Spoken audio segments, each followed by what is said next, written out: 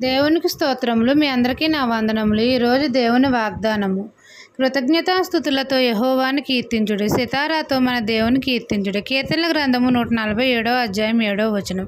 మహాపరిశుద్ధుడైన మన తండ్రి అయిన యెహోవా మన ప్రభువు గొప్పవాడు, అధిక శక్తి గలవాడు, జ్ఞానమునకు మితి లేనివాడు గనుక మన ప్రభువుకు కృతజ్ఞతాస్తుతులతో కీర్తించాలి. సితారాతో మన దేవుణ్ణి కీర్తించాలి, గణపరచాలి. మన ప్రభువు దీనులను లేవనెత్తుతాడు, గుండె చెదిరిన వారిని బాగు చేస్తాడు, భూమి కొరకు వర్షము సిద్ధపరుస్తున్నాడు. మన ప్రభువు అనుదినము పశువులకు, అరచిపిల్ల కాకులకు ఆహారం ఇచ్చుచున్నాడు.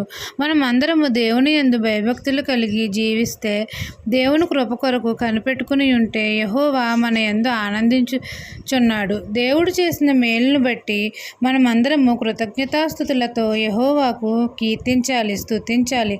సితారాతో మన దేవుని కీర్తించి గణపరచాలి. అప్పుడు తండ్రి మన సరిహద్దులలో సమాధానము కలగజేసి మంచి గోధుమలతో మనలను తృప్తిపరుస్తాడు. ఈ దిన వాగ్దానము నా జీవితంలో నెరవేరాలని కోరుకుంటూ దేవుని సువార్త పరిచర్యలో మీ సహోదరి. ఆమెన్.